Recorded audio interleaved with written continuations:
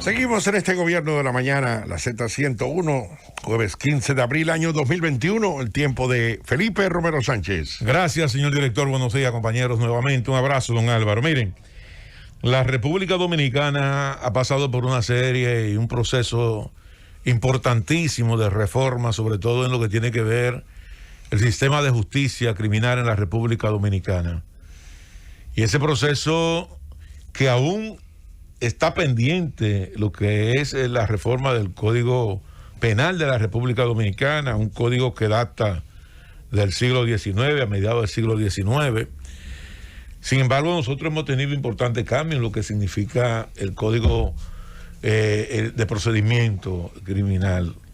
Y ese código que está ahí, que está vigente, uno de los aspectos más importantes en lo que es el avance de la justicia en la República Dominicana y una de sus motivaciones para su modificación, obedeció a la cantidad de presos preventivos que estaban en nuestras cárceles.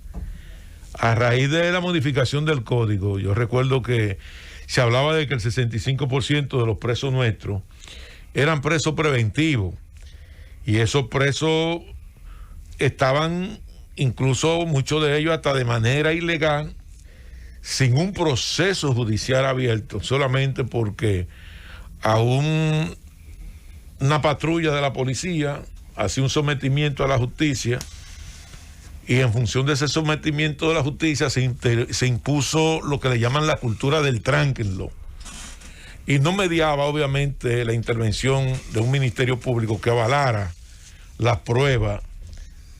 Y encima de eso teníamos entonces a un juez que por su íntima convicción determinaba si ese recluso era puesto o no en libertad, con un agravante y una aberración mucho mayor, donde aquí cada senador de cada provincia era quien nombraba a los jueces.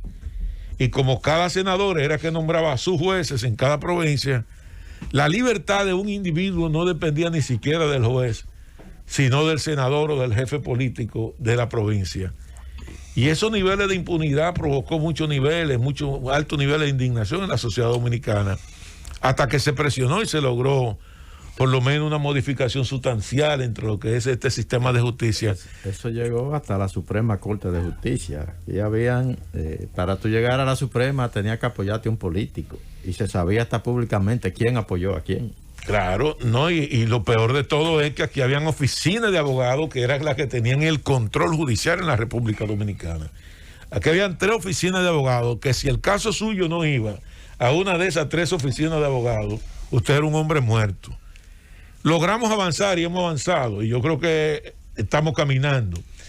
Ahora resulta de que este código nosotros tenemos, que se supone que iba no solamente a bajar la mora judicial, porque ahí también existía lo que le denominan la negación de justicia.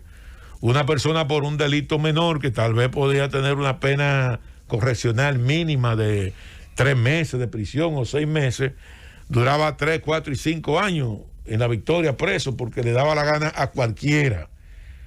Y era hombre muerto. Iba a la Victoria sin expediente, como se decía anteriormente. Ahora resulta de que, tratando de corregir esa aberración, cuando nosotros hacemos una evaluación de todo este proceso, resulta que la República Dominicana en materia judicial está en la misma situación que estábamos hace 20 años atrás, con una alta mora judicial, lo que implica una negación de justicia.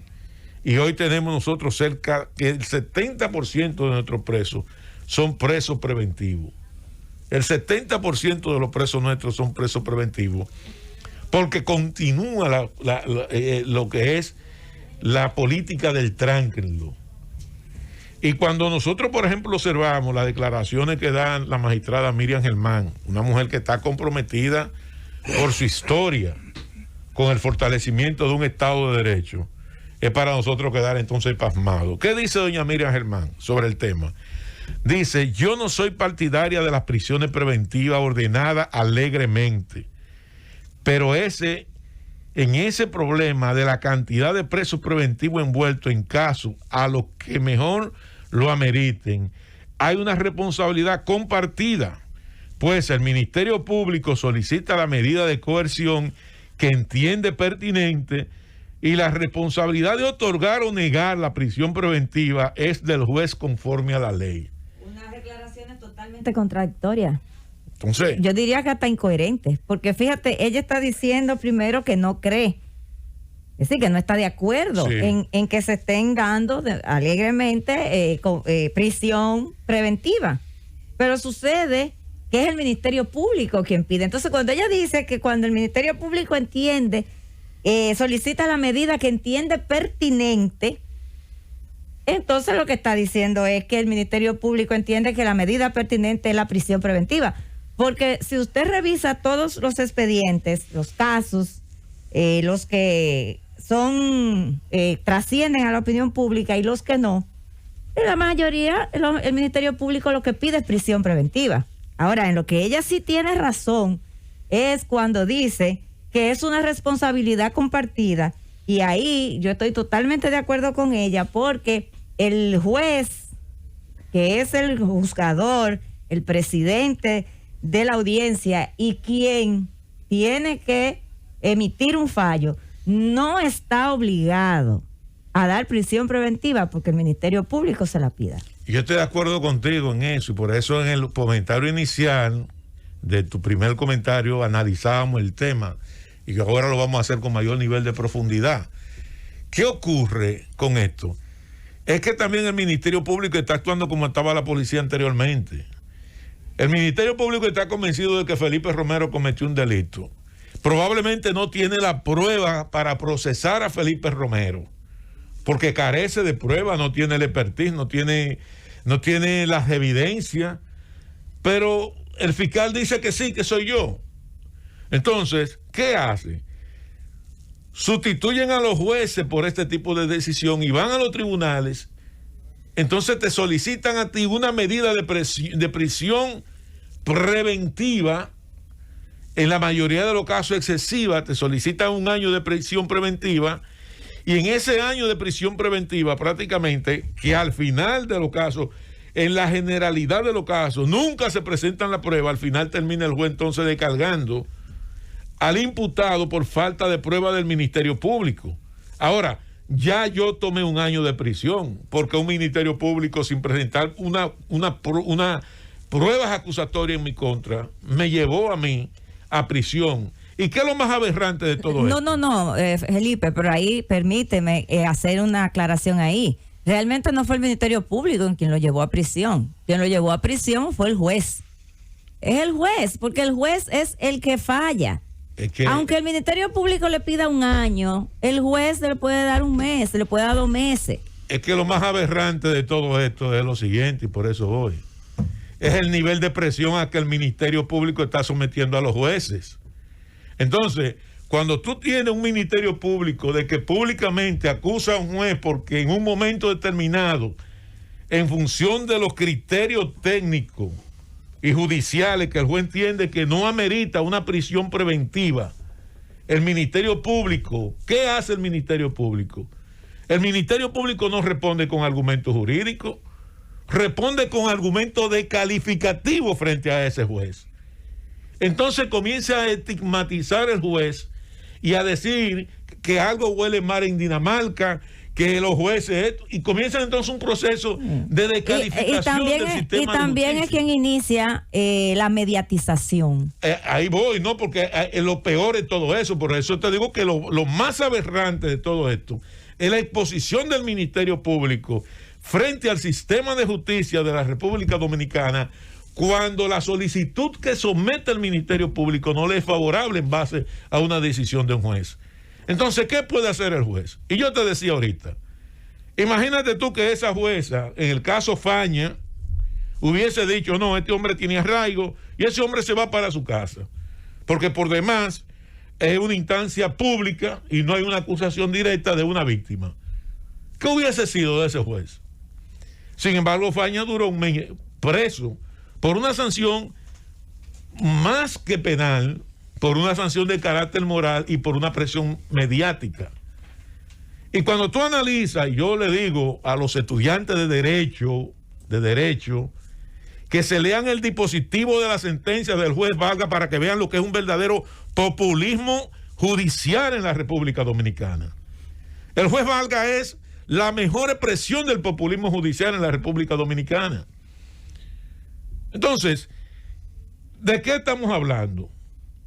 ¿Estamos tratando de fortalecer un Estado de Derecho de nuestro sistema jurídico o estamos apostando a debilitar el sistema de derecho con un nivel de descalificación y de canibalización de dos columnas y dos pilares fundamentales como es el Ministerio Público y los jueces para poder echar adelante un sistema de justicia justa en la República Dominicana? Cuando tú observas, por ejemplo, el caso de Odebrecht y los niveles de descalificación y de epítetos y de acusaciones en términos no jurídicos ni siquiera, sino de descalificación de aspectos hasta de consideraciones personales del Ministerio Público frente a los magistrados que están manejando ese caso, tú dices, no, pero esto es para volverse loco.